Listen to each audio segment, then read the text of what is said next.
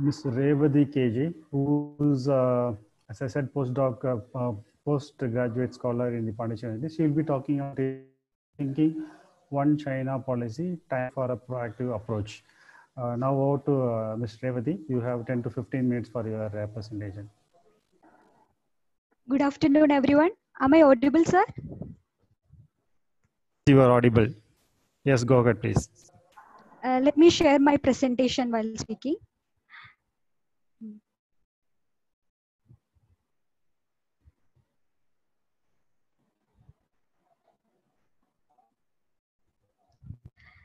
So, on the wake of India-China confrontation in the line of actual control, there is a serious call by the strategic experts for India to come up with effective counter policies.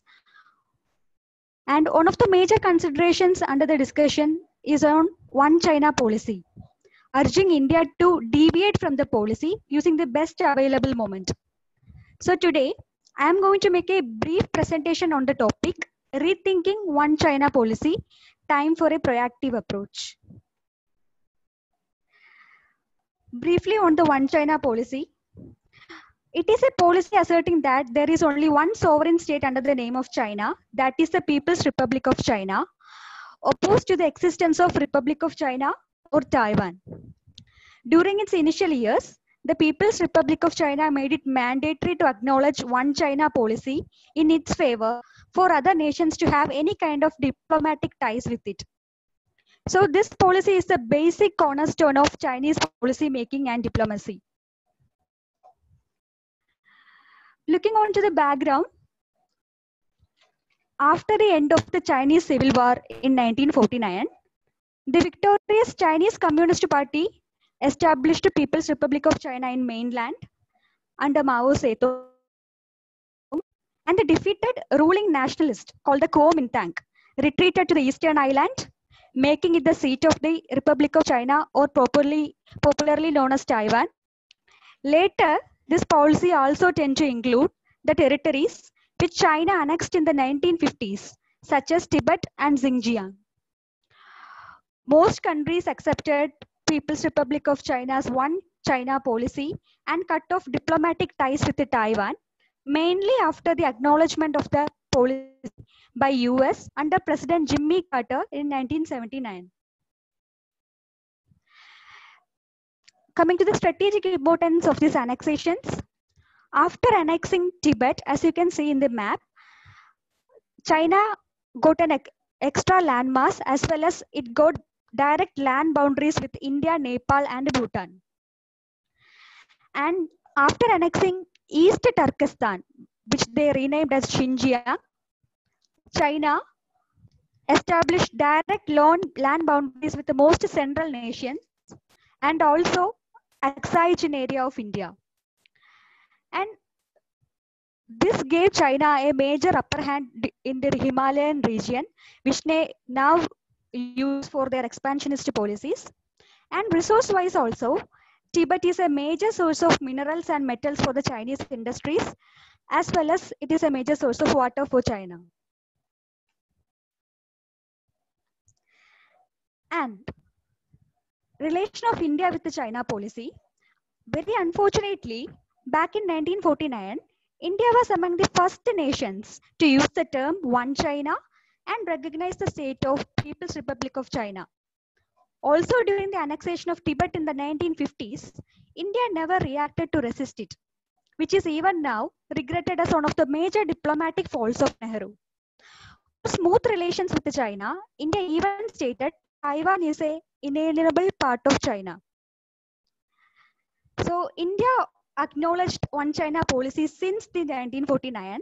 Until 2010, there was a small deviation in the joint statement after China clearly disrespected one India policy by providing staple visas to Kashmiris and Arunachalis. China is known to violate most of the bilateral treaties they sign, and in the Galwan Valley incident recently, there is a clear violation of agreement on the maintenance of peace and tranquility along the line of actual control, which is signed in 1993. So at this moment, reconsideration of the One China policy is the best way to send a tough message to China. Coming to the policy options which India can go through regarding Taiwan, as you can see in the figure, this is a Taiwanese cartoon depicting India's victory over China after the Galvanis incident. So it is clear that Taiwan is extending their hand towards India, which is a good sign. So making official ties with the Taiwan is one of the best diplomatic reply that India can give to China, which is also mutually beneficial for both nations. Coming to economical and technological relations, Taiwan can be a great alternative for India to reduce its reliance on China in electronic and communication industries. India can start by creating market for Taiwanese technological investment. Hopefully, the new southbound policy of Tsai Ing-wen includes India as a major focus. India too took a positive stand by establishing Taiwan Invest Organization with the Commerce Ministry. So it would be very positive if middle level manufacturing can move from China to Taiwan. And coming to educational exchange, in last decade, Taipei established 7 Taiwan educational centers. So Taiwan can help us train more students, and those students who head to China can be exchanged with the Taiwan, so that Taiwan can train them in Mandarin and teach them classic China, which will help us to understand China in a better way. And there is also a chance of brainstorming when students go to China for higher studies. So it also reduces the dependence on the educational field. So more scholarships and fellowships can be established in this regard. And there is a very good possibility of an intelligence alliance between Taiwan and India. Taiwan is known to have a very good intelligence capability. Taiwan and India both together can achieve better coverage of China together than individually. So formal alliance need to be established, which can solve the problems of red tape and bureaucracy. And ISRO can collaborate with the Taiwan to solve the limitations of the space program of Taiwan.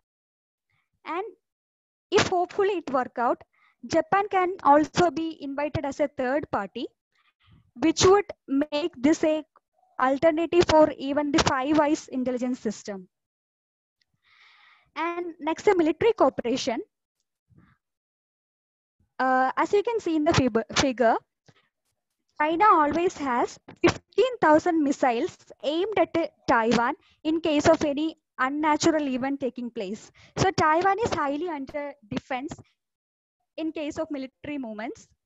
So India can consider a joint military exercise with Taiwan.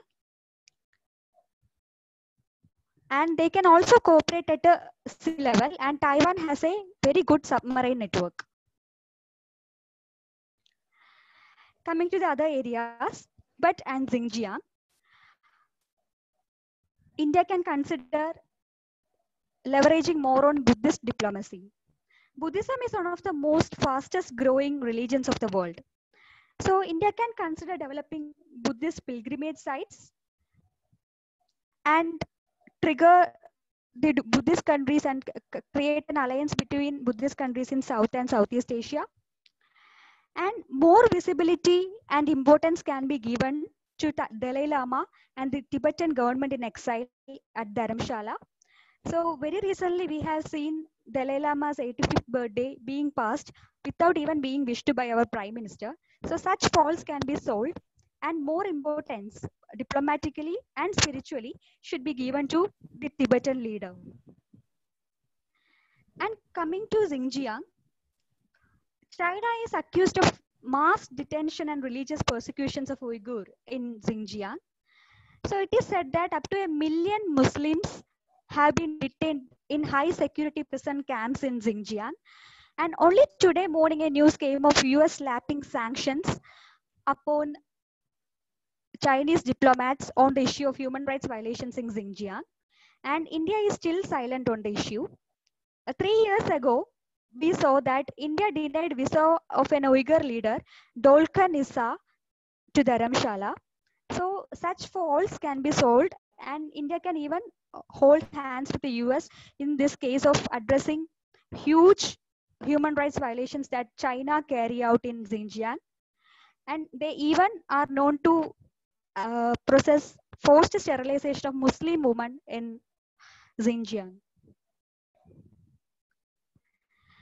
And there are even more policy options, like India can also render its support to the pro-democratic movement in Hong Kong.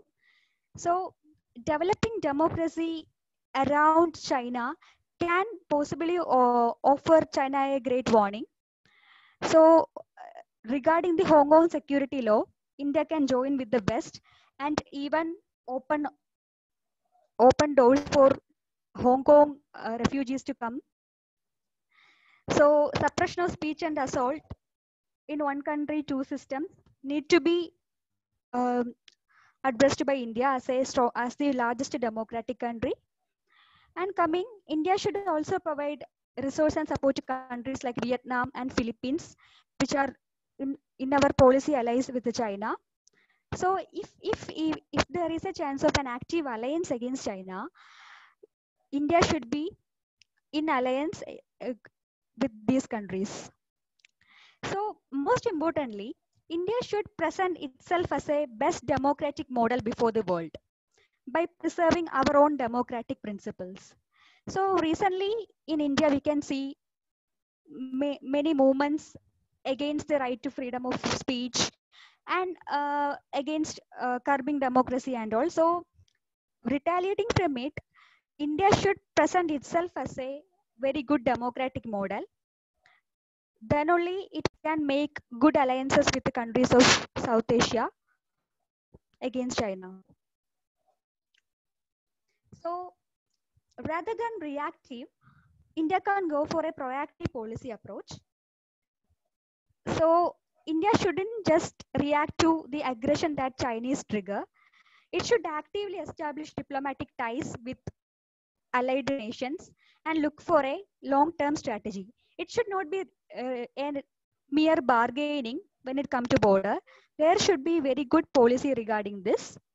So smaller Asian countries are right now looking for a very good leader with a strong democracy and non-aggressive track record. And India comes first on this regard. So India should end the extra cautious defensive nature of their policy reactions against China and come out actively to ally countries against Chinese hegemony. So in regard to One China policy, India can demand the recognition of the One India policy by China as a reciprocable solution, and also establish official ties with Taiwan as a warning sign for China. And also, very cautiously, India should also be prepared for the adversities from China that they might face upon deviating from the policy. Thank you.